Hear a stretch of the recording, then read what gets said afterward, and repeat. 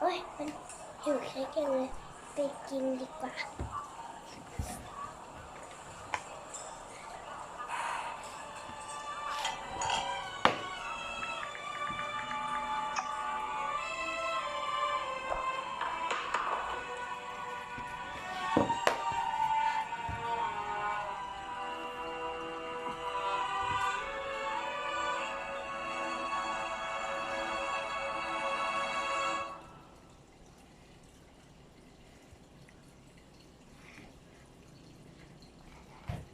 บางทีเธอจะยอมใจเย็นๆและฟังฉันสักหน่อย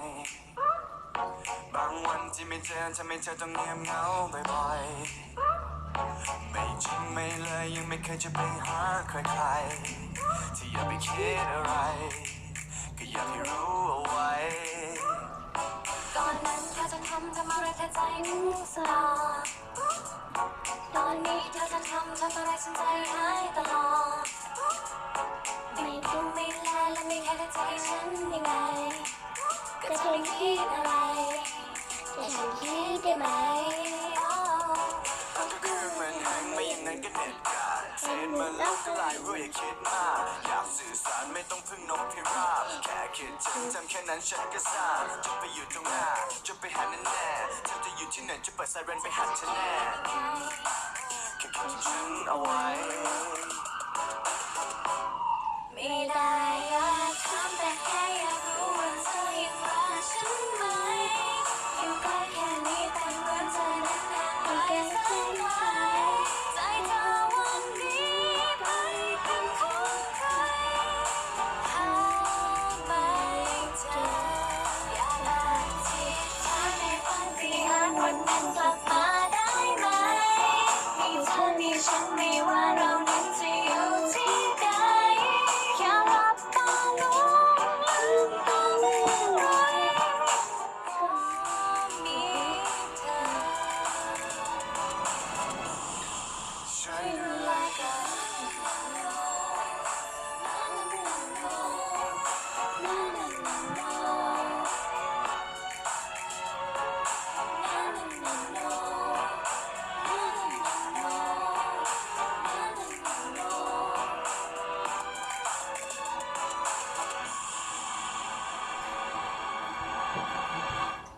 ก็เธอยังเป็นเธอคนเดิมๆที่ชอบคิดไปเอง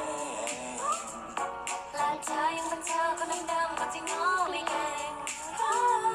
แค่คำเดียเดียว ว เป็นอะไรที่มันพูดไม่ออก ก็อยากจะซึ้งจะบอกแต่เธอจะผ่านไหมก็คือมันแห้งไม่อย่างนั้นก็เน็ตขาดเฟซมันลบก็ลายรู้อย่าคิดมากอยากสื่อสารไม่ต้องพึ่งนกพิราบแค่คิดถึงจำแค่นั้นฉันก็ทราบจะไปอยู่ตรงหน้าจะไปหาแน่ๆเธอจะอยู่ที่ไหนจะเปิดไซเรนไปหาเธอแน่แค่คิดถึงฉันเอาไว้ เดี๋ยวหนูลง YouTube เองโอเค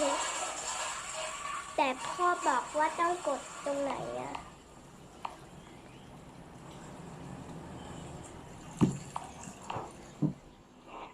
ไม่ได้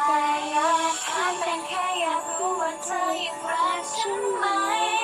อยู่ใกล้แค่นี้แต่เหมือนใจนั้นห่างไกลแสนไกลใจเธอวันนี้ไปเป็นของใครหาไม่เจออยากอธิษฐานให้ปาฏิหาริย์วันนั้นกลับมาได้ไหมมีเธอมีฉันไม่ว่าเรานั้นจะอยู่ที่ใดแค่หลับตาลงลืมตาเมื่อไรก็มีเธอช่วยดูแลกัน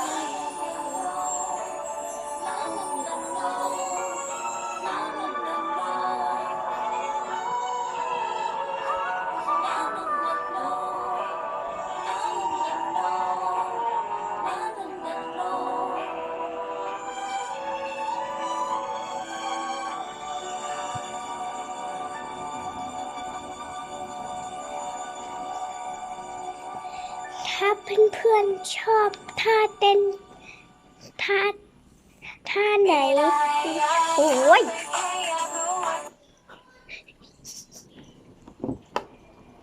เฮ้ย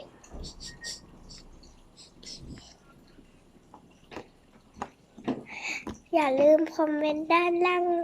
ด้วยนะคะ บ๊ายบาย อย่าลืมกดไลค์ให้ด้วยนะคะ บาย